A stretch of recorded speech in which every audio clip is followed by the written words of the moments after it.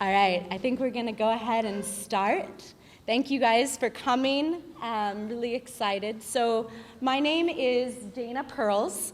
I'm the food and technology campaigner with Friends of the Earth, one of the US voices of the world's largest network of grassroots environmental groups working for a healthy and just future in 74 countries across the world. We are one of the member organizations hosting tonight's series called The Critical Conversations on Emerging Technologies. This is a series that is a joint project of Synbio Watch and other amazing organizations, some of which are here tonight: the Alliance for Humane Biotechnology, Movement Generation, Center for Food Safety, Center for Genetics and Society, and ETC Group. So I'd like to welcome you to tonight's conversation, Sacred versus Synthetic, Competing Visions for Life on Earth, where we're going to examine how extreme genetic engineering, also called synthetic biology, stands to radically change our food system, our environment, and our relationship with nature. We're going to ask how it will affect traditional knowledge, livelihoods, and society, and talk more about safe, sustainable, and just solutions right here in our own communities. So I'd like to ask everybody to really participate in this evening. To make it easier for our presenters, we passed out little note cards and pencils. So throughout the night, if you can just write down your questions and your comments, we'll collect them before the Q&A. Also, these talks are free because of very generous donations from the public and the support of several foundations. So there'll be volunteers at the door if you want to leave a small donation. Finally, I'd like to offer my thanks to the CS Fund, the Rose Foundation, and the Appleton Foundation for supporting this public education work, and to KPFA for doing the live streaming tonight. So we are joined here tonight by some fabulous panelists: Scott Yundt, Carla, Perez, Doria Robinson, and Joanna Macy. And I'll just introduce them quickly for you guys. Scott Yundt is the staff attorney at Tri-Valley Cares, or Communities Against a Radioactive Environment, a nonprofit organization in Livermore that monitors the activities of the Lawrence Livermore Lab, which is predominantly a nuclear weapons design lab and also operates 2 biolabs. Scott manages biolab watchdogging and other community right-to-know activities, and he also facilitates a support group for lab workers who have been made ill on the job. He also is working to help convert the Livermore lab from nuclear weapons to a green lab focused on civilian science initiatives. Carla Perez is a dedicated mother and community organizer, a native Mesoamerican and Spanish heritage residing here in Oakland, California. She has worked on issues of environmental justice and sustainable agriculture with community groups from Yucatan, Mexico, to the Bay Area environmental justice communities such as Richmond, East Oakland, and Bayview's Hunters Point in San Francisco. She's the co-founder of the Justice and Ecology Project and leads Movement Generation's resiliency and permaculture work. She is also the founder of the Healing Clinic Collective, which is an autonomous project housed within Movement Generation, offering free traditional non-industrial healing to some of the most traumatized populations here in the Bay Area. And we have Doria. Doria is a third-generation Richmond resident and the executive director of Urban Tilth, a community-based organization rooted in Richmond and dedicated to cultivating a more sustainable, healthy, and just food system. Doria has also worked on numerous organic farms and is very passionate about exploring how health and emotion and social and economic health is dependent on ecological health. She was recognized as the Environment Advocate of the Year and the Woman of the Year for Contra Costa County in 2010, and in 2011 was presented with a Community Resiliency Award by Bay Localize. And lastly, we have Joanna Macy. And Joanna is an eco-philosopher, PhD, scholar of Buddhism, general systems theory, and deep ecology. She is a leading voice in movements for peace, justice, and a safe environment. She has created both groundbreaking theoretical frameworks for a new paradigm of personal and social change and a powerful workshop methodology for this application. She also explores these dimensions through prolific writing and many books that she has written. So, before we move on, I'm just going to say a little bit about this extreme genetic engineering. Tonight, we're going to explore the use of unregulated extreme genetic engineering, also known as synthetic biology, in a variety of areas that will impact our lives, from food, health, environment, to the labs in Richmond, which are being built in our own communities. We're going to examine the potential paths that it leads us down, our concerns, and look at alternative, sustainable, community-based solutions. So, what is synthetic biology? Synthetic biology is an extreme form of genetic engineering that is developing rapidly and entering the marketplace. Like traditional GMOs, the products of synthetic biology are virtually unregulated and have not been assessed. They haven't been assessed adequately for our health and impacts on the environment. This is a very mechanistic view of life. It believes you can reduce living things like a machine, which can be recoded and rewired. So instead of swapping genes from one organism to another, and one species from another, as in conventional genetic engineering, this is a new basket of engineering techniques which allow scientists to recode an entirely new genetic code from scratch, or re-engineer organisms to produce completely novel codes that may not exist in nature. So almost nothing is known about the safety of this technology for human health or the ways that it will interact with our environment. While some types of pollution can be cleaned up, synthetic biology organisms are designed to self-replicate. And if synthetic biology organisms are released into the environment, and if they survive, these will be impossible to recall from our environment. Proponents claim that synthetic biology will provide quick fixes for environmental problems and perhaps even be used to engineer optimal humans. However, many of these claims may be hype and just to drive investment. And worse, many of these synthetic biology solutions, we fear, may result in more problems than they actually solve. So already the industry is expected to reach $5.6 billion in 2018, and that's up from $1.9 billion right now. The US government, along with major oil, agribusiness, and chemical companies, are already the largest funders of synthetic biology and are pumping money into small startups. The hope is that this will create a new economy known as a bioeconomy, in which any and all types of plant matter can feed synthetic biology organisms so that they produce kind of like living factories producing fuels, industrial chemicals, bioplastics, medicines, and even food. But it is unlikely that there is enough biomass on this planet. These synthetic biology organisms depend on biomass like sugar, from sugarcane or GMO corn to feed them, and we don't have enough biomass on this planet to support the amount of demand that these organisms create.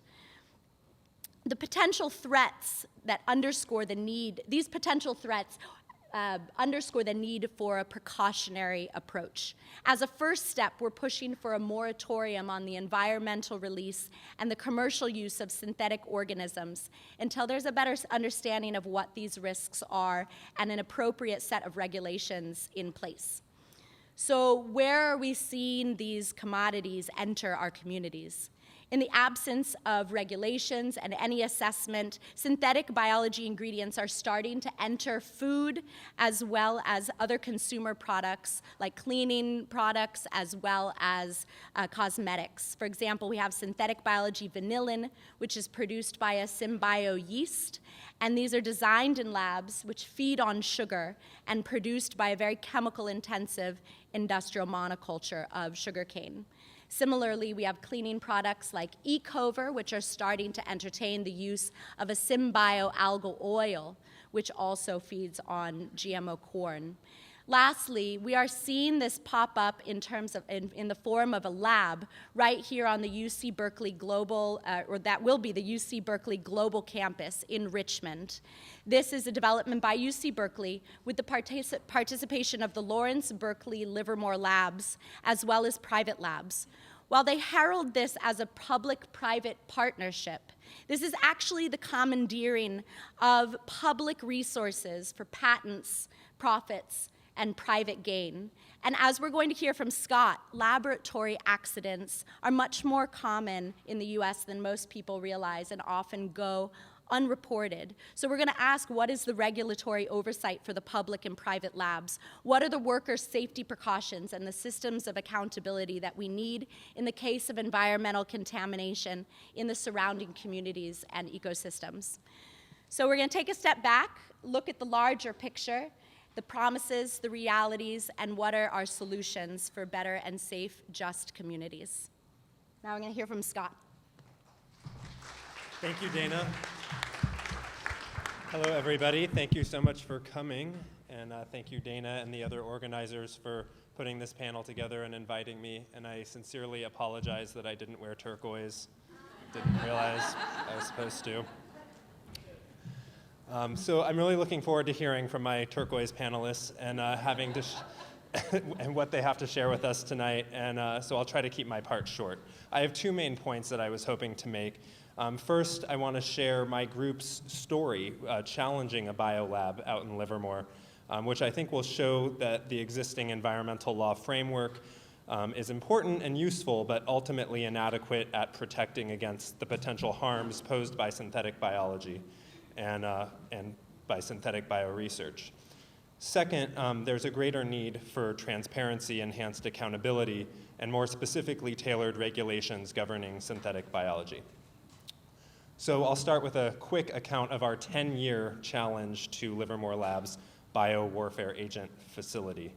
And let me just say that we are one of many communities that have challenged a lab in their town. There has been a huge proliferation of these labs around the country and many challenges, so this is just one story, but it's analogous to many. And it's also analogous to any attempt to try to challenge a synthetic biology laboratory. So in 2002, the Department of Energy, which manages the lab, and the Department of Homeland Security announced their intention to build two high containment labs, one at Los Alamos in New Mexico and one at Livermore. The Livermore lab facility would be designed to handle, genetically modify, aerosolize, and experiment with some of the most harmful bioagents known to man, including anthrax, the plague, Q fever, and botulism. They would be conducting these experiments mostly on small animals. So needless to say, our community and our members were upset to hear this and concerned that the laboratory was going to be opening less than 300 yards from their neighborhood. We gathered, we started to have a public campaign, an opposition campaign, and kind of the first step for that was the environmental review process, or the National Environmental Policy Act review process, whereby the agency releases an environmental review document. And unfortunately, as is often the case, that document was very cursory and vague and largely based on previous environmental review documents from other approved facilities with very little specific location-specific information and limited discussion of the actual experiments that would be performed in the lab. The document promised that the facility would be safe and have no significant impact on the environment based on its ability to self-regulate, adhere to existing CDC regulations, and have an institutional biosafety committee review proposed experiments, so an internal body that would review the experiments.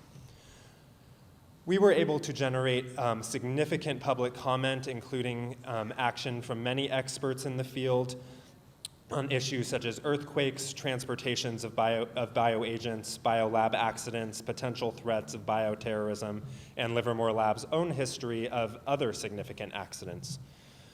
But unsurprisingly, the DOE pushed forward, so we had to file litigation based on the inadequacy of the document and their lack of attention to these many issues. We did have an early victory where, because of our litigation, the Department of Energy dropped plans for the lab at Los Alamos. The people in New Mexico cheered, but the Livermore lab plan continued. Long story short, our challenge came to an end in the Ninth Circuit Court of Appeals almost exactly 10 years after the facility was announced. In addition to halting the New Mexico lab, we got a more thorough environmental analysis in part, some minor mitigation measures like a few additional HEPA filters to prevent pathogens from escaping the facility. But the facility moved forward much as it was originally planned, and it's now totally operational. There's another caveat to this story that I think really illustrates the failure of the legal framework. During our litigation, there were actually 2 significant biosafety violations at Livermore Lab.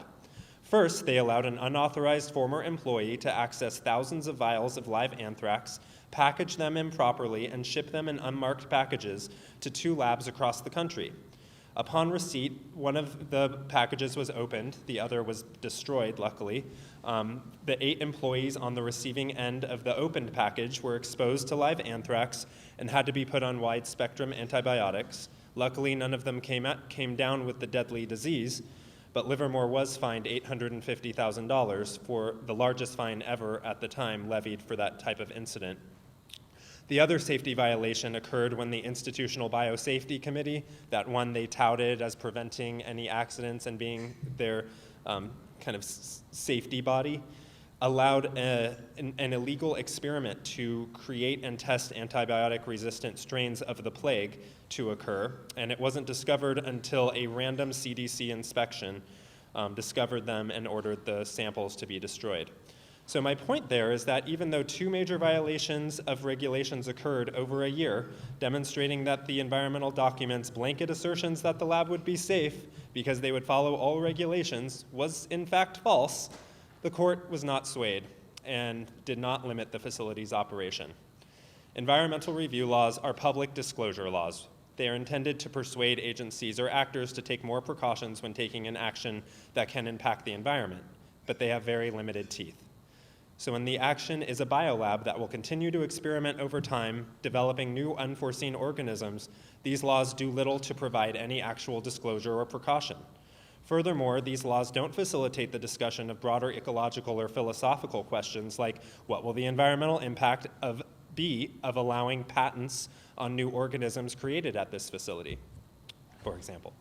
These laws were designed for more straightforward tasks of disclosing impacts and mitigating environmental harm from things like power plants and roads and timber harvests, not complicated things like biolabs. But they're the only regulatory tool that the public currently has to engage with decision makers about these facilities. So now what? A lab is open and operating. Is there transparency and accountability? We can use public disclosure laws to try to get information about what's going on inside these labs when they're run by federal or state agencies. However, these laws have provisions that allow for information to be exempt from disclosure if it's deemed that release would be a national security risk or would reveal confidential trade secrets.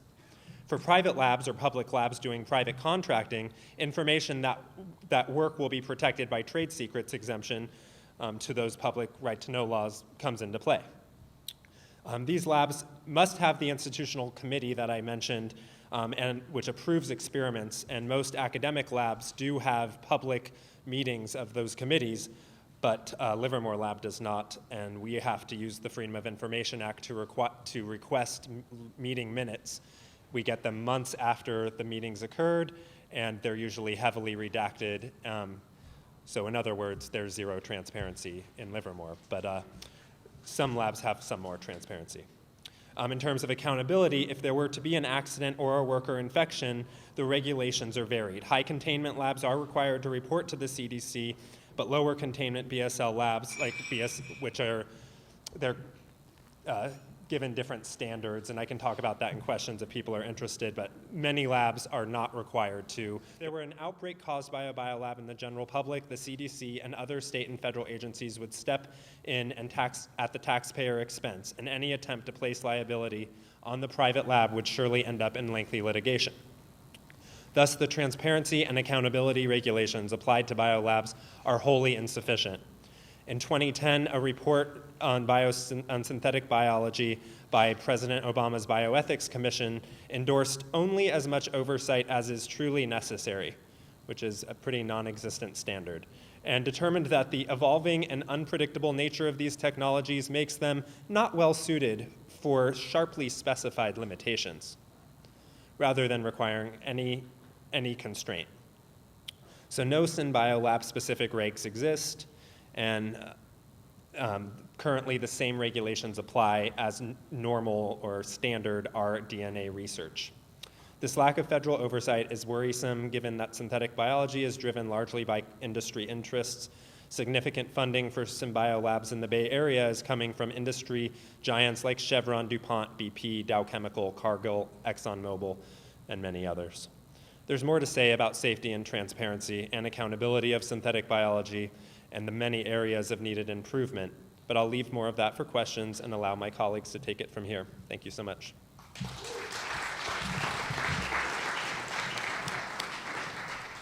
Carla.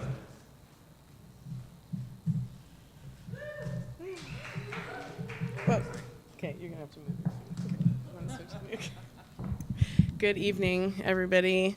Really good to be here. Really good to see everyone. Want to say good evening to my panelists, turquoise and non co-panelists. Wow, this is a really, I don't know. I used to work in Richmond for a long time and Contra Costa County with families that live on the fence line of oil refineries, and you just brought me back with all that talk about trade secrets and things like that, all the economic forces that take precedence over our health and our future. So this is an emotional topic for me. And I want to, movement generation, we're really fond at going back to the beginning and looking at the roots of things. And Dana, in your opening, mentioned something that's a fairly new concept for me, but the machine metaphor. People familiar with that? Yeah? Can I see if you're familiar with the machine metaphor? Okay. So, and then Scott was talking about the legal framework for dealing with these things, right? So it's like just to look at how we're even trying to grapple with this whole thing, the idea of solving a problem by looking at life through the metaphor of a machine, cogs, parts, separate individual elements that we can tinker with. That's the whole point of it, is that we can understand a machine because we built them. Some people did. And so we use that framework and liken it to our bodies and to, got it to work, our bodies and to biology and life itself. And before we know it, we're treating life itself as if it was a machine that way. And then we use a legal framework, which also was developed by people, and not only people, but in this case, we're talking about a mostly, elite of European descent class of people that colonized this, a lot of this continent and other places. Rather than, why don't we start with the fact that we're part of a complex, interconnected, inextricably linked web of life. That is what we all come from. That is what we're part of. That is the only thing that our DNA, our blood, our genetic memory really, really knows, because it's what we've come from for millions and millions of years of evolution and growth and development, guided by some force of wisdom that we cannot even begin to understand. I think, which is why we stray from it and grasp onto this machine metaphor, because our limited brains can grapple with that rather than surrendering to the humility of the greatness of the web of life that we're a part of. And, this web of life being interconnected, integrated, and being really a set of mutually beneficial relationships started to, we've begun to destroy it at a rate that is faster than we can repair it, right? If you look at an actual spider's web, it has like radial strands, and then it's got all those little ones that go around, right? And you can tinker around with cutting different webs. Probably, a lot of kids like to throw sticks and stuff into a little web and see what the spider does. But if you start clipping those strands that are strung out, right, to your yard post or to the tree branch or whatever, spider's gonna fall, and that's where we're at right now. And it's been destroyed by a sense of arrogance and a desire to, a subpopulation of us to control land, life, labor, and people. And starting with, concentrating and controlling people's labor in such an amount that you can deforest, chunks of the Amazon that you can see from a satellite, that you can dam rivers that are, bigger than a lot of landscapes that mine oil 18 miles underneath the surface of the ocean floor. You can only do those things when you harness human labor and apply it in an abusive way to the rest of the web of life. Then we get real proud of ourselves when, we actually do something that's really, really dumb. Right? We think we're really intelligent, and we are. We're actually really hyper intelligent. What we're lacking is not intelligence. What we're lacking is wisdom, to be able to see the difference between what we can do and what we should do. And after we've, gone through all this industrial development and done all these great things that we're really proud of and provide all these short-term conveniences in one model of what a good life means, and cause, spiraling out of control problems like uncontrollable disease or oil spills that don't end, or create conditions that cause entire species and subpopulations of humans to not be able to live anymore. And then we tinker around and find a solution that we think will patch it up, and we're like so proud of ourselves, right? We're so proud of ourselves that we came up with the Band-Aid. And still can't look back and reflect on the fact that maybe we should stop doing what caused the cut in the first place. And right now, that the biggest, cut that we're causing is at our wealth of cultural and biological diversity, of all the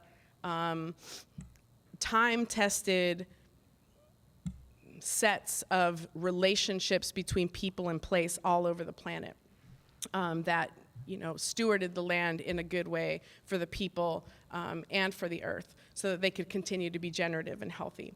And so I want to connect that to the Healing Clinic Collective and pose an alternative vision for solutions to our problems of industrially induced illnesses rather than synthetic biology. So the Healing Clinic Collective, as Dana said, is an autonomous project housed within Movement Generation, and we are a small collective of organizers, healers, and birth workers. And we are carrying a prayer. We're carrying a prayer for the healing of the people, spiritual, mental, physical, historic, ancestral, and current. And our main mission is to plant a seed for a return to the sacred, a sacred way to relate it to ourselves as whole individuals, as whole people, to relate to our communities and our families in a collective and collaborative way, and restore reverence and relationship to ancestral forms of healing and wellness that are time-tested. We also work to decommodify the sacred. So in the healing clinics that we organize, practitioners offer their traditional natural healing services for free, so that they're able to really play the role that they were meant to play in their community, or given the skills and talents that they were born with, the passion that they were born with. Their roles are to be a healer, not a salesperson necessarily. And right, so we just allow that space for folks to play their role as healers.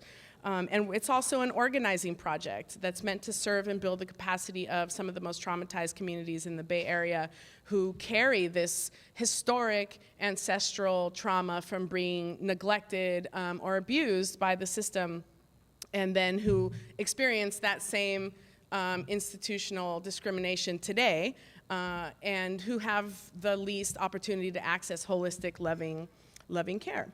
And lastly, to keep ancestral wisdom alive, to guide us into the future. We believe in the web of life, and we believe in the principles that it's defined on.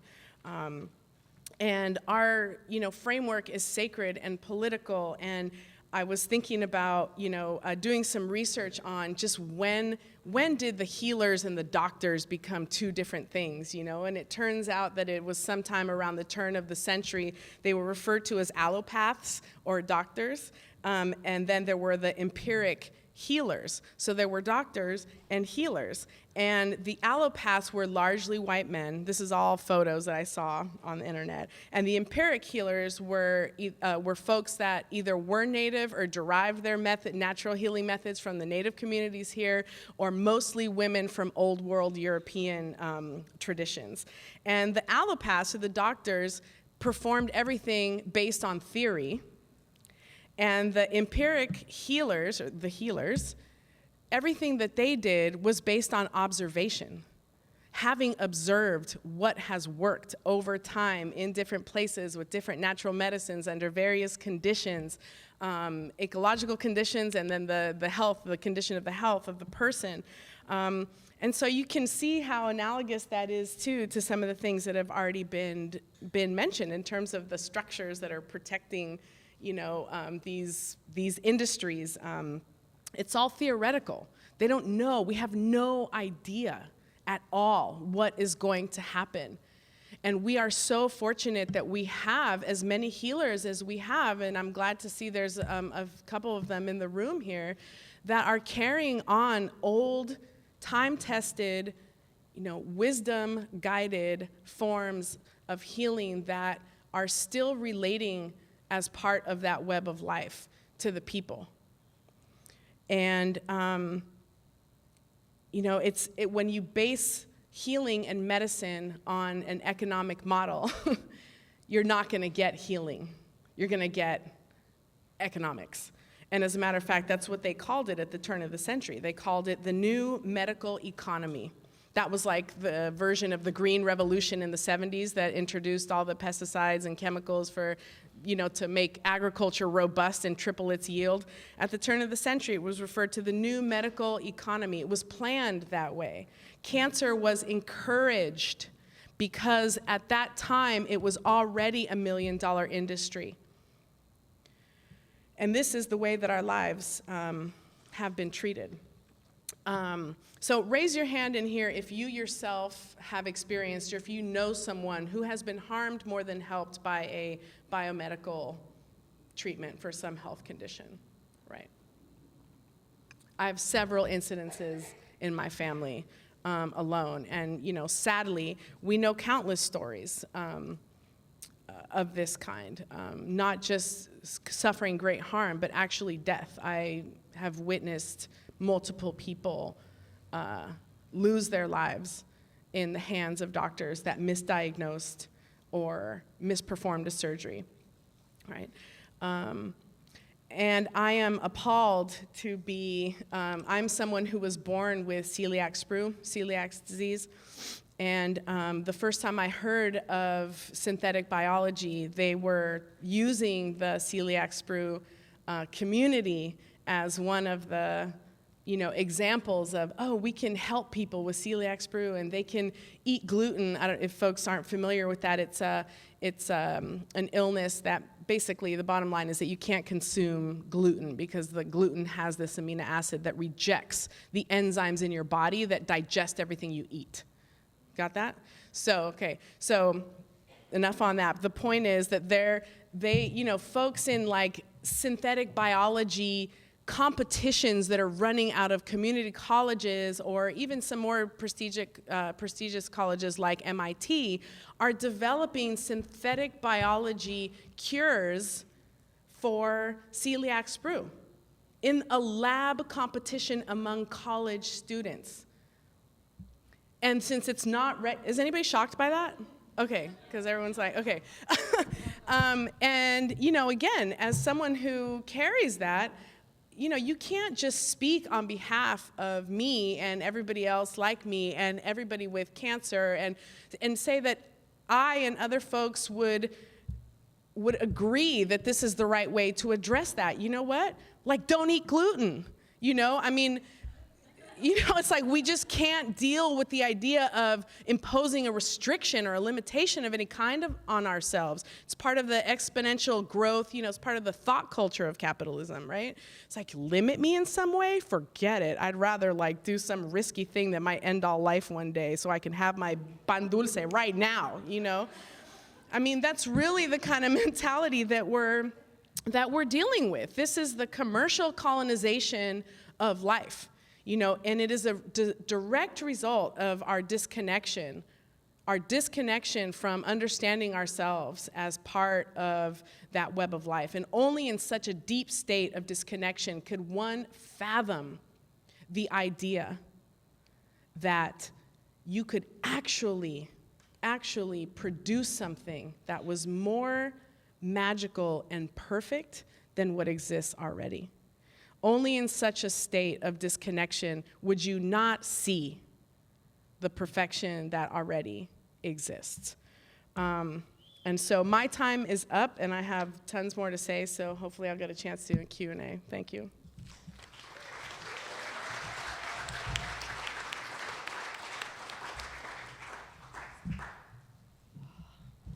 Hi, everybody.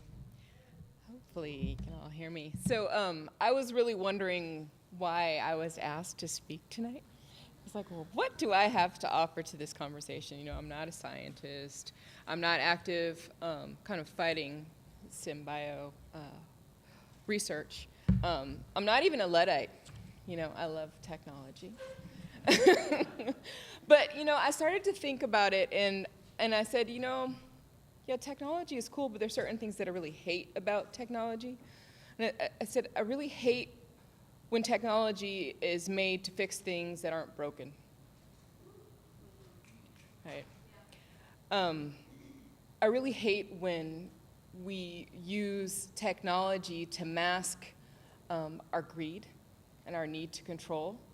And really, when I really got into conversation with Carla and Gopal and whatnot before this night, we started talking and it was really came down to patents, profits, and private gain. It really came down to the ownership of life. Owning living beings, right? This isn't just the GMO kind of putting the fish gene in the tomato type of thing.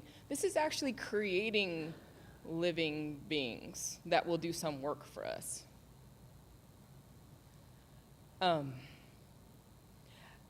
Really amazing flashbacks to slavery.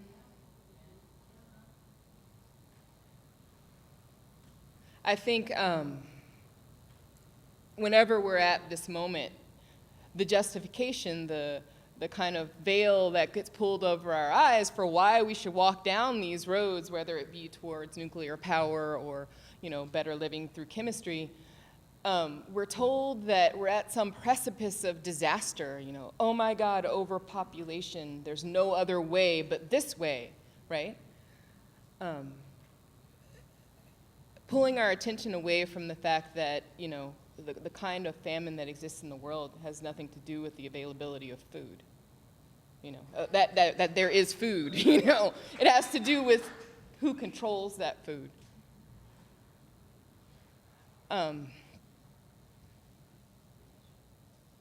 How do we reorient this conversation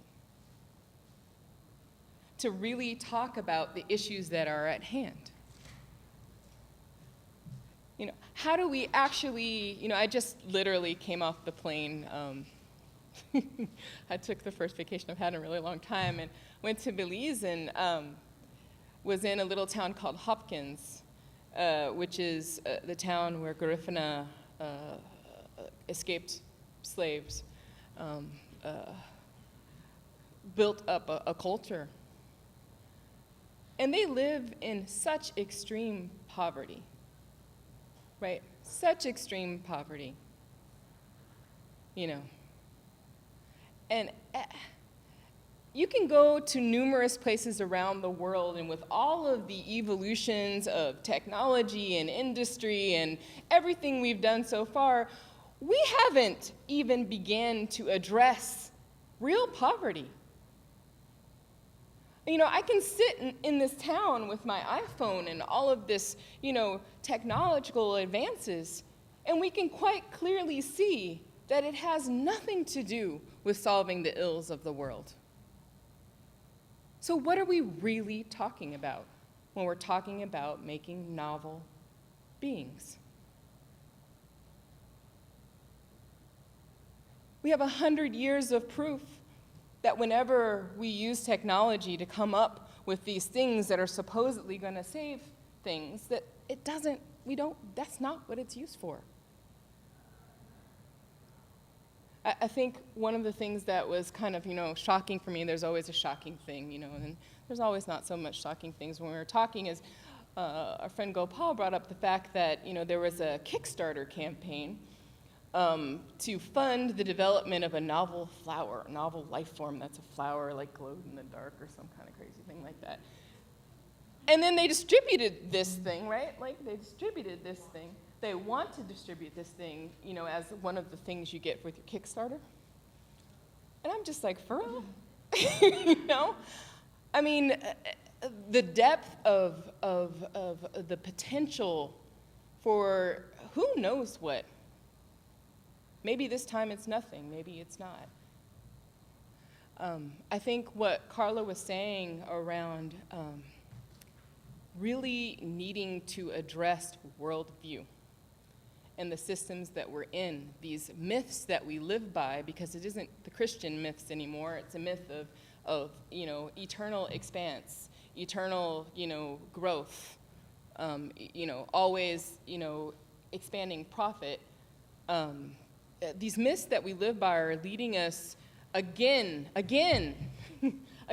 down this road where we think that instead of actually fixing the problem, whatever the problem is, just don't eat gluten, have a little self-control.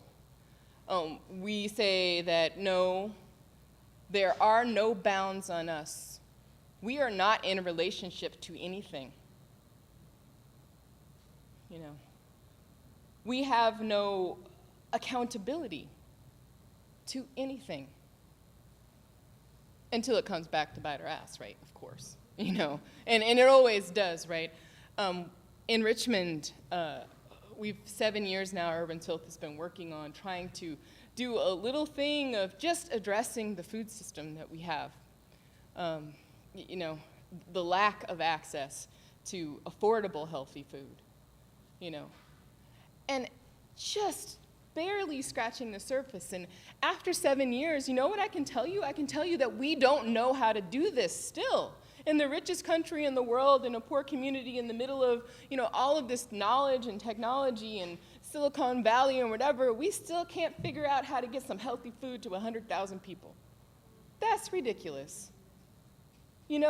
Can we really focus on the things that we need to get done directly? Let's, we spend so much time kind of obsessing on these other things and not actually solving problems. I love the story of Utah, where they were like, we fixed our homeless problem, And what did they do? Yeah, they gave homeless people homes. Literally, that's what they did. They created real homes, not tiny homes, real homes, like there's existing homes and apartments and whatnot, and they gave it to them. They have 75% or somewhere around that, I'm really bad at memorizing exact numbers, recidivism. So people are staying out of homelessness because they actually solved the problem by giving somebody who didn't have a home a home. How many other things could be solved by actually focusing on the problem and not acting like we're focusing on the problem by creating some other fantastic thing? Not that I'm not saying that there might not be some possible use, but I just really have to beg this question of what's appropriate technology? Appropriate technology. And what about our will? Our willpower, the power to choose, to use something or not to use something. Should we all drive to the store a block away. If you have a car, you might be able to do that, but should you? So in Richmond, we're really trying to focus on this whole idea of just transition. It's one of these great movements that's happening along with Movement Generation and kind of a national campaign to really focus on what does just transition away from fossil fuels really look like? What is this alternative economy that we need? Because we still need to take care of home, right? We still need to have, systems flowing. People need to eat. We need to power things or figure out how much power and how to get power. There's so much work to do to answer these questions. And I really think the thing that I wanted to bring into conversation tonight is that this is a distraction. And I am afraid we will be right back, some other of us, 50 years, 100 years down the line, saying, man, that green revolution, man, that synbio didn't go the way we thought it was. Still have poverty, still have this, still have that, Like we're actually in the same place with this new set of problems related to synbio, right? Before I close, I really wanted to bring up one more thing, and that is, urban tilth grows food. And one of the things that you do when you make yourself vulnerable to the soil and to the water and to the elements and depend on it for eating is you realize just the depth of this fantastic, awe-inspiring gift that we're giving in a seed, in soil. It's pure magic. And there's so much more to learn. I read an extra book on soil and learned even more things I didn't know about it. There's so much more to learn. We don't know. We hardly know anything about anything. Most of us, right? And one thing that's happened that's really beautiful that I actually think is a part of this just transition question is that in Richmond, a group of volunteers, community members got together and said what we really need to do is make sure that seeds keep circulating in our community. And seeds, should be free, right? And they should be openly available to everyone, and they should be something that, you can just come and swap, right? And this is actually, we have the great ladies in the back, wave your hands, from Richmond Grows, started a seed lending library in the Richmond Public Library. So you can go into the Richmond Public Library with your library card and check out all the seeds you need to grow all the food you need for a season. And all you need to do is kind of promise to, following their instructions, bring some seeds back. That's food. That's life, right? So there's been this great movement to create these seed lending libraries across the nation. And then, of course, because what we're really talking about when we talk about these things is patents, profits, and private gain, there's been a backlash. There's been a threat to seed lending libraries, right? They've been threatened with a kind of seed distribution manufacturing law, saying that you have to go through all these kind of expensive processes and you can't just give away seeds. You can't just give away seeds. So some of the seed libraries have been a little afraid, and there's this whole movement going on now actually to save seed libraries. And I would really encourage you to check with Rebecca in the back. She's actually going to be one of the speakers coming up at the International Seed Libraries Forum in Tucson, Arizona, with Gary Nabhan and Rebecca Newburn speaking on this, because it's about ownership. So there's very, very few companies in the world who actually own the majority of seeds that we use to grow all of the food in the world. They're buying organic seeds, they're buying GMO seeds, they're buying all the seeds. So having these seed lending libraries is a little bit of a, problem with this need for, ownership. And it's just very revealing what's happening now. I really encourage you to go back in the back before you leave today and get some more information about that. And then I just wanted to close with this thought of vulnerability, right? When you're in relationship with the world, you are vulnerable. You might be born with a genetic disorder. You might be born into a region that has hurricanes. In the past, we've learned to live with those things, or sometimes die with those things. And I guess I just keep wondering, what's so wrong with that? Can't we be vulnerable?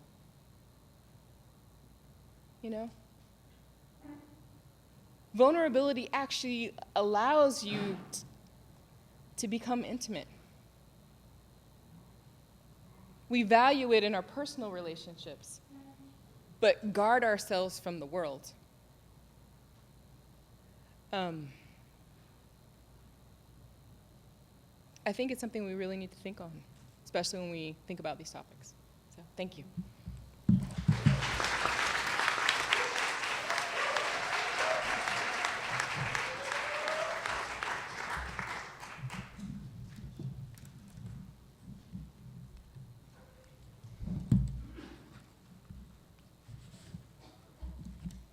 Hello, everybody.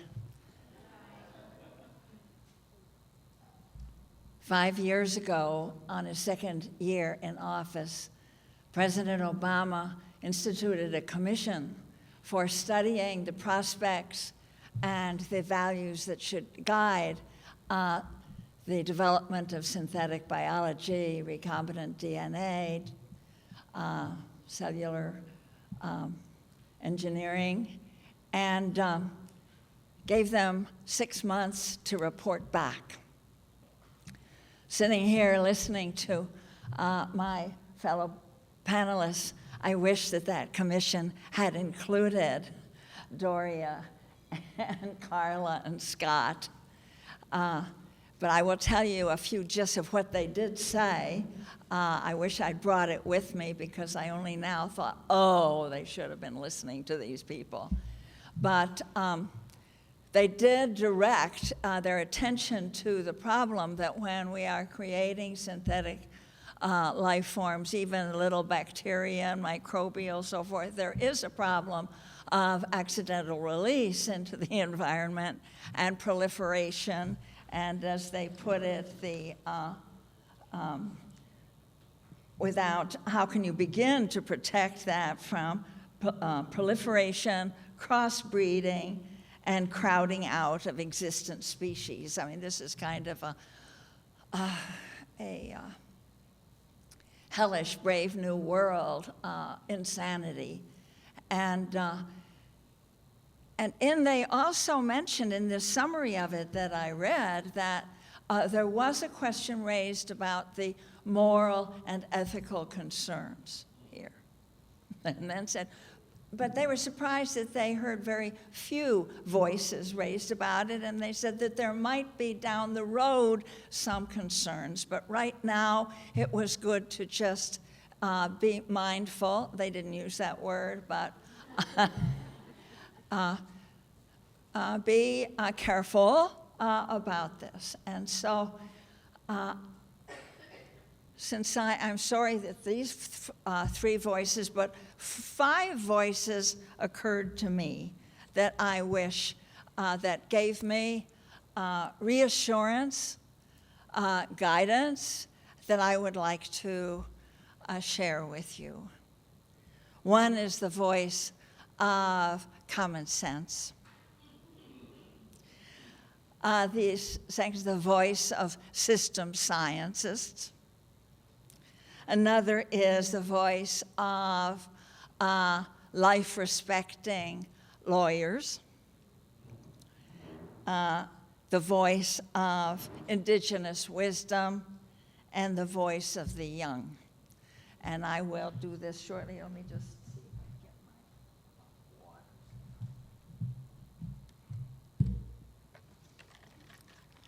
Well, the voice of common sense and realism.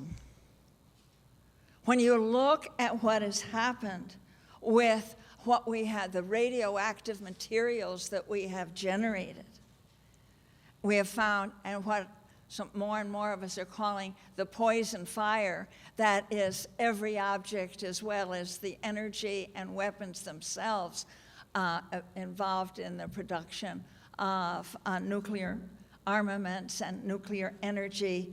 What do we learn? Cannot be controlled. Those radioactive particles are all over the world with half-lives up to 4.5 billion years.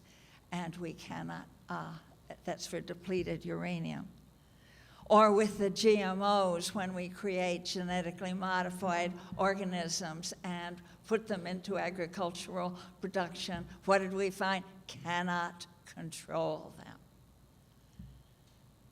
When we look at our fracking operations and the injection of chemicals and into the fissures of the underground waters and through the geological strata, what do we find? Cannot control that. So obviously that is, and that we have seen already in each of these, that this is motivated by money and it leads to secrecy, and its effects last forever. That will be true of the genetic engineering and is true as well. Our karma, the consequences of our actions, last forever. They bring the future ones and the ancestors right present with us now, because what happens to them is being driven by bureaucracy and greed right now. Or the second voice of the system scientist, that was been a field of study for me.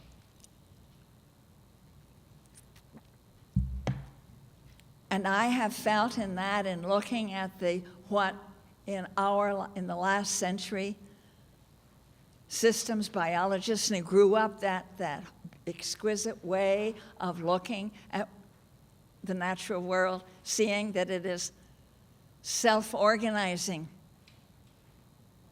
seeing how intricately interconnected all life forms are through holonic hierarchies, nested hierarchies of belonging and interdependence.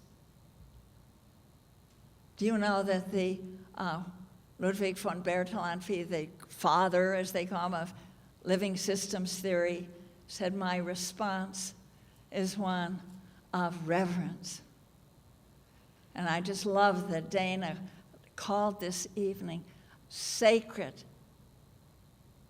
not synthetic, versus synthetic biology. So our response, even from the scientists, is to touch into our sense of the sacred. Life is a gift. It is a holy gift. We accept it with respect and reverence and gratitude. Third voice that guides me when I think about this nightmare that is being perpetrated is the voice of the legal profession as well. Those lawyers and thinkers that have been brought us forth the precautionary principle. You know, it's the one that says, you put the value that you put, let me see what it says here. When an activity raises threats of harm to human health or the environment, precautionary measures should be taken even if some cause and effect relationships are not fully established scientifically. Your burden of proof is not put on the victim, but on the maker of the threat. You have to show that it is harm-free, what that would save us. And so that precautionary, it sounds a little bit bloodless, doesn't it? But it really comes from an ancient concept, fürsorge, for caring, to care enough about this gift of life that you look ahead at the results of your actions. And you don't just wait out and cause harm and then demand that the victims of it go to the enormous expenditure of money and time to have to prove an infallible connection. And it involves exploring alternatives to what you're looking for and bringing democracy and transparency to the very operations themselves. Fourth voice that I want to bring into this is the voice of the indigenous ones. And at the time when the precautionary statements were being in the late 1990s, you know, we in the San Francisco Bay Area can be proud to know that one of the first municipalities to espouse the precautionary principle is San Francisco. So the Indigenous Environmental Network has this to say, hear this voice. We have learned over thousands of years to live in harmony with the land and the waters. It is our intent to survive and thrive on this planet for this and many generations to come. And this survival, we know, depends on a living web of relationships in our communities and lands among humans and others, an interdependence of relationship that goes right down to the cellular and even particle level of our bodies. Government agencies and others in charge of protecting these relationships have repeatedly broken treaties and promises. That's not much news, is it? They have failed in their duty to uphold the tribal and public trust. And so we begin again to say, and widening our sense of whom we speak with, our brothers and sisters living now, including the settlers and people of all colors, that this land and our bodies are sacred. Who guards this web of life that nurtures and sustains us all? It is we who must step forward now to be guardians, because life is under attack as it has never been. And that calls us into a role and into a responsibility that will take all our wisdom and all our courage and will demand that we work together so that we can say, yes, we tend the relationships. We work together to prevent harm. We together will create the conditions for health and wholeness. We teach the culture and we tell the stories. We have the sacred right and obligation to protect the commonwealth and common health of our people and all our relations for this generation and 7 generations to come. We are the guardians of the 7th generation. Isn't that true for each one of us? Don't you feel deep in your own selves a call to that? And our ancestors 7 generations back didn't have to face that there was going to be a plunder and piracy of the very genetic material that makes us up. Who could have imagined that? But it has been imagined, and then in some insane pursuit of profit, it is happening. And so that calls us forward to play a role that humans didn't have to play before.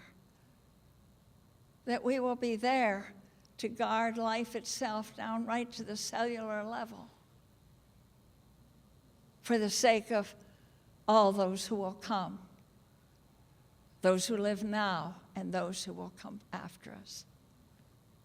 And that brings me to the fifth voice. And for the fifth voice, the voice of the young, I brought with me tonight a poem written by a young woman as an ode to her DNA. She was in a workshop of mine about a dozen years ago. She had barely turned 20. Chelsea came along. She belonged then, as she does now, to the Catholic worker movement. And she allowed me to put it on my website, so I guess I can read it to you, can't I? You want to hear what she said? And let's feel that the depths of the recognition of the sacred and the gladness of our response of what we want to protect. Present in every living thing. You, my DNA, direct my growth from cell to breath. Too small for radar, your words encode my body, my tangible presence. You connect me with all life. Bonobo chimpanzee to California poppy. And yet you make me unique. Wheat-colored hair, swollen joints. Oh, spiral fishing line. You connect my parents to their maybe grandchildren and lie snug in my egg cell in the pink pillow of my womb. All this wonder wound tight into your ladder-like spring.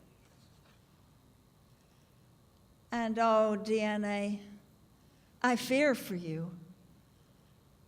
You bringer of order, yet so mutable and mutatable, and like radiation invisible.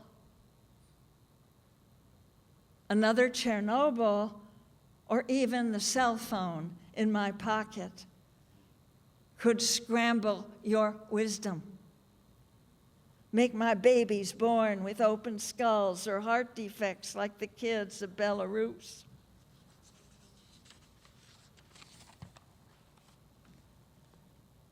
You created us, DNA. Don't let us destroy you. Encode new proteins for a brain that thinks ahead, a heart that respects life. Help us evolve. Thank you, Chelsea.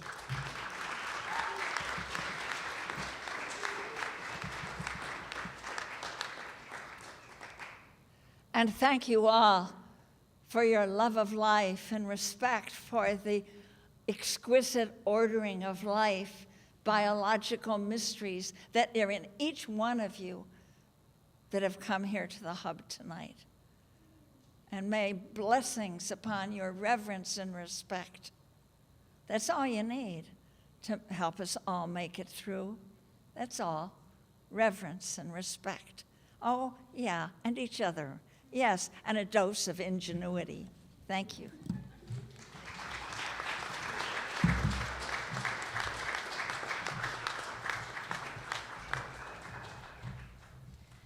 Wow. Thank you so much to all of our panelists. If we could just give it up one more time for everybody right now. Birds some incredibly powerful insights about the concerns related to synthetic biology and a more robust set of solutions for a safe, less risky, and sound future. We've heard Scott share some of the problems with accountability, the lack of transparency as it relates to private and government labs, as we've seen in Lawrence Livermore Labs, and that might serve as a precaution for those in Richmond. We heard Carla mention the need to see the difference between what we can do and what we should do, and to value nature's magic. And we heard Doria talk about local solutions such as the seed lending libraries, local urban ag in Richmond, and the need to really look at the idea that we don't have to fix things that aren't broken, and the use of what is truly appropriate technology.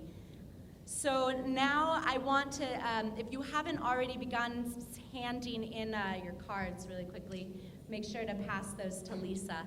And lastly, as we heard Joanna eloquently put it, we need the voice of common sense, of indigenous wisdom, of system biologists, and we need to avoid making grave mistakes, moving towards the wrong direction, but actually be guardians and be responsible to choose a more sustainable and just future using each other as community. So we also, I want to point out some calls to action that I want to remind people of, to support the seed lending libraries, to support healing clinics, and to also start thinking about what is the direction that we really want to see our world move in. Before we move into the Q&A, I want to just point out a couple of calls to action that you can take on synthetic biology.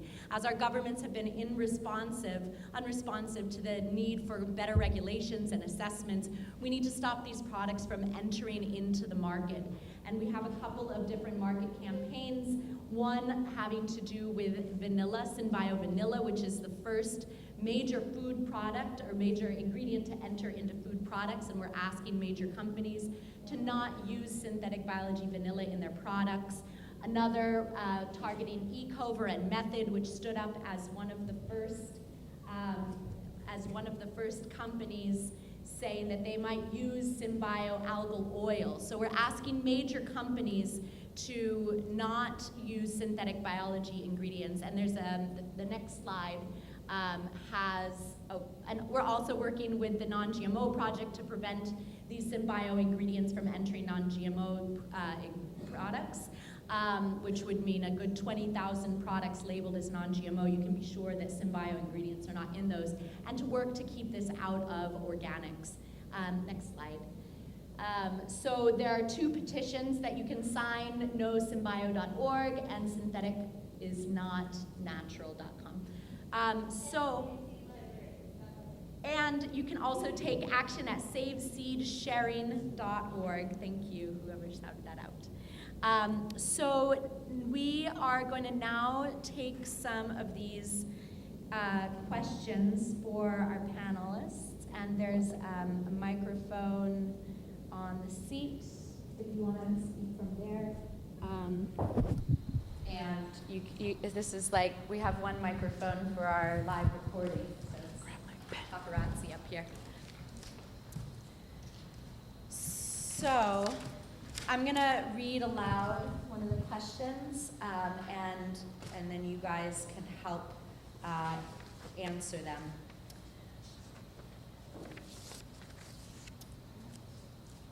So let's start with one on the precautionary principle. The question is, how would you move on from the precautionary principle?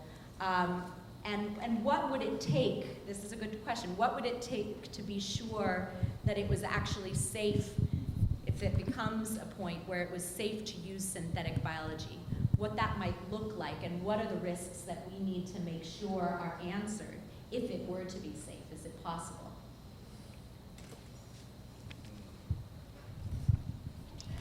Joanna takes the two mics. Is this the right? It's like Yeah, two that's right. ice cream cones. I find that a great source of information and guidance on the use of the precautionary principle is from the Science and Environmental Health Network, chn.org. so that they know a lot more about it than I do. And I would think that I actually don't know whether the precautionary principle has been put to use legally by people in relation to synthetic biology. Does anyone here? So I can't answer that. But find out.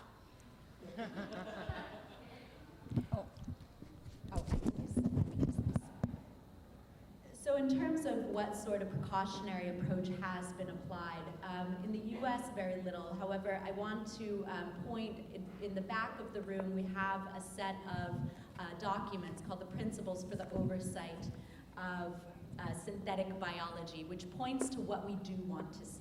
What would responsible regulations look like? What would adequate assessments look like? What would it really look like to have a world which is safe and just and responsible and use biotechnologies such as synthetic biology? And so I want to move through some of these questions, but I really encourage you to pick up one of these copies in the back. And we are urging not only our national US government to apply this precautionary approach, as well as companies, but also at the international level. And so if we have time, I can go more into what the principles say, but I'm going to move on to some other questions right now. Does anybody else want to answer? Is there a way that synthetic biology could be used responsibly? Okay.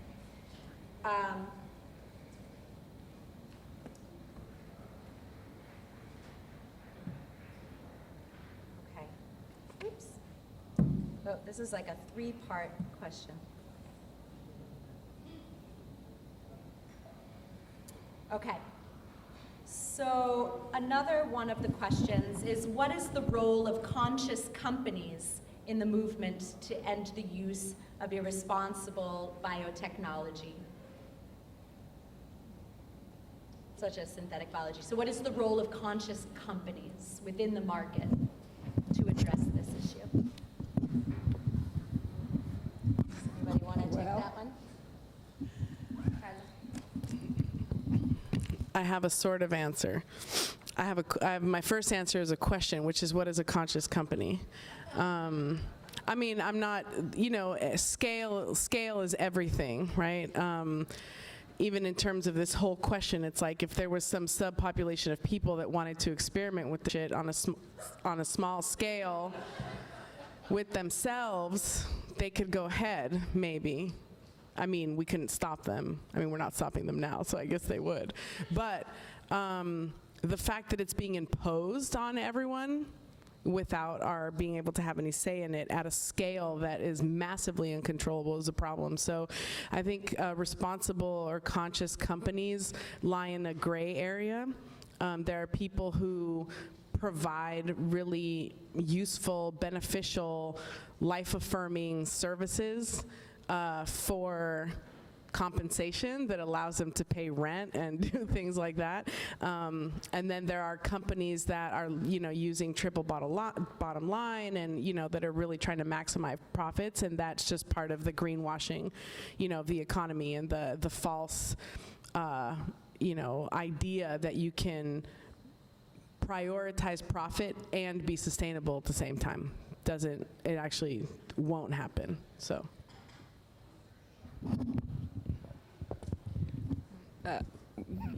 Just using a little common sense, I mean, I think that people who have decision-making power within so-called conscious companies could just choose not to use the products, considering that their products are going to, thousands, maybe millions of people. They're letting untried, unknowns, into their products, which is a distribution stream, and basically letting that into the population.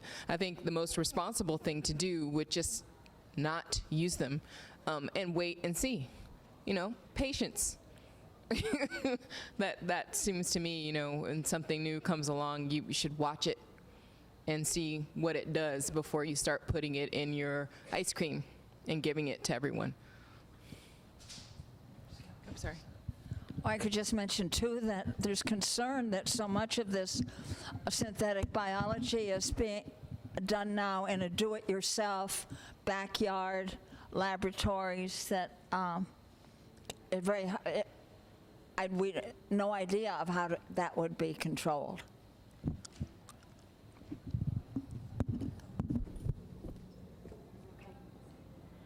So there's a couple questions. We have just a little bit left that I want to take. One of them is about gene editing, synthetic biology, gene editing tools, and their use on humans. And it's less of a question, but just to comment on that use of gene editing tools and their proposed use to, quote, optimize humans. And so I can comment briefly on this and point out a couple people in the audience who you can find after to whoever wrote this question. Pete Shanks, can you raise your hand? Hi, and Marcy.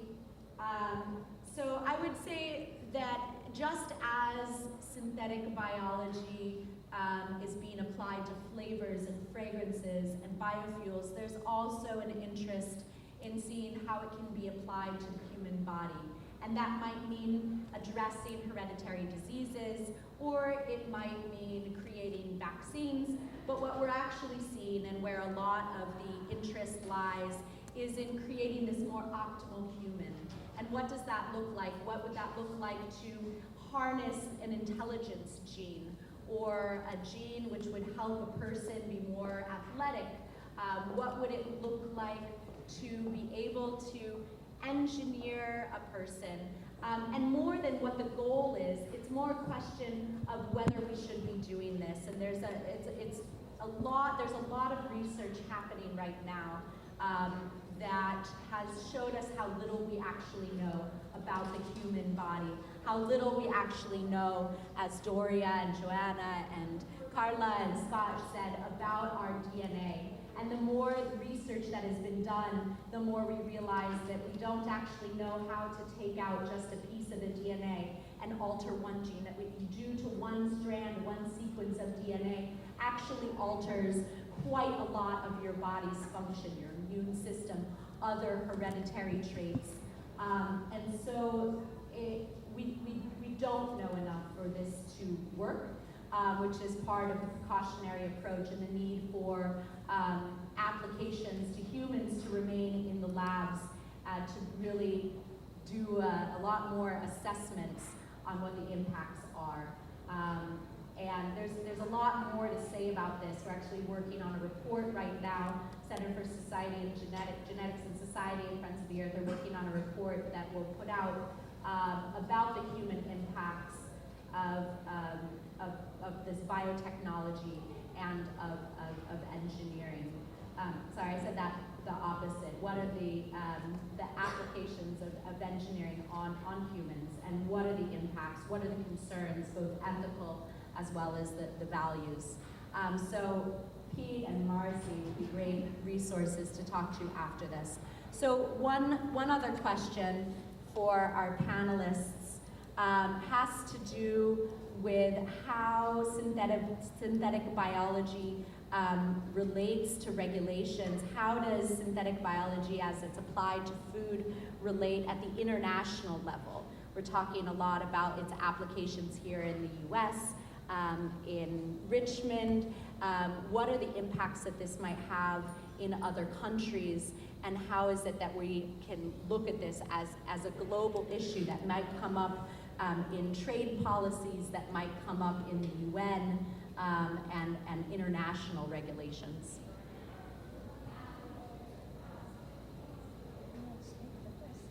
Do one of you guys want to take a crack at this? There's people in the audience that know more than I do about it. Okay.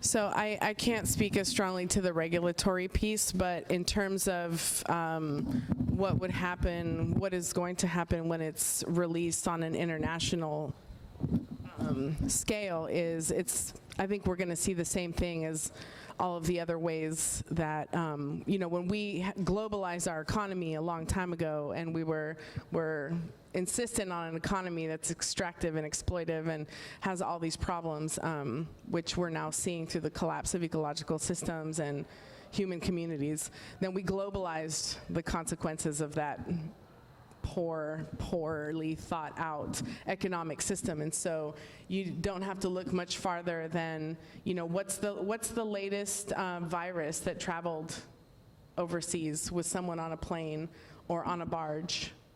Does anybody know? Huh? Ebola, right. And before that? And before that?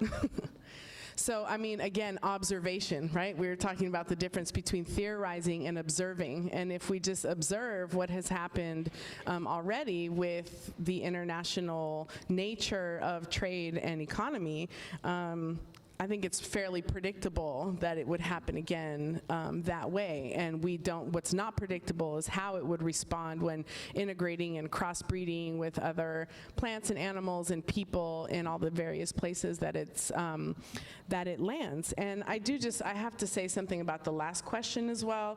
Again, more, thoughts about gene editing to optimize humans than.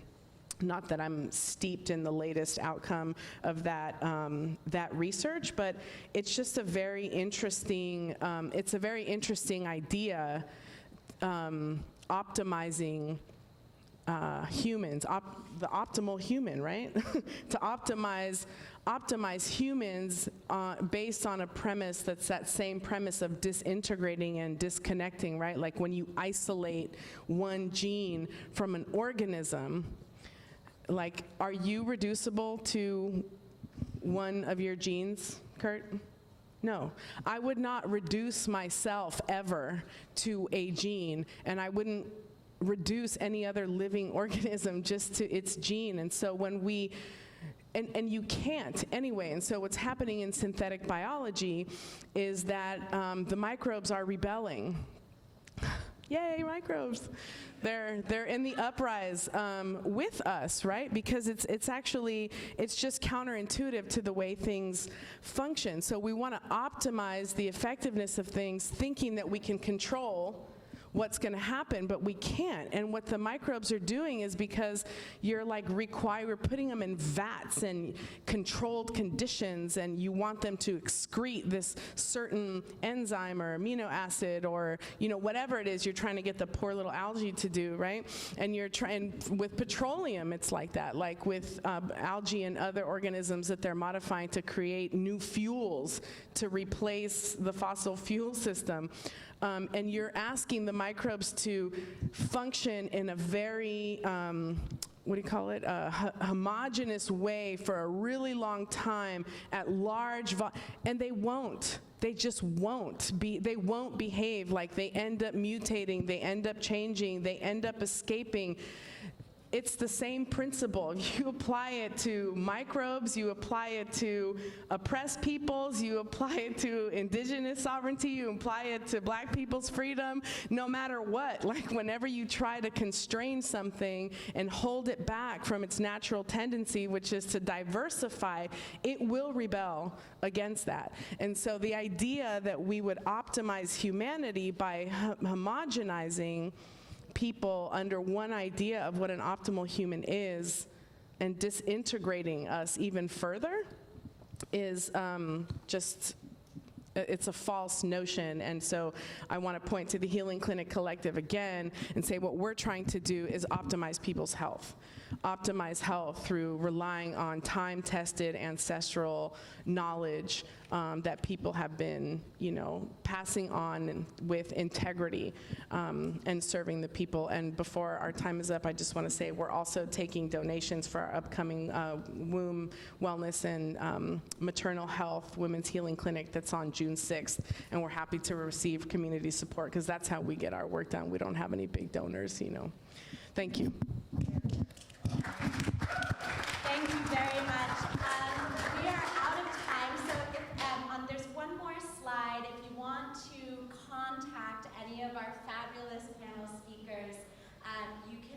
them via their websites. Please take a look at the materials in the back, the call to actions, and if you want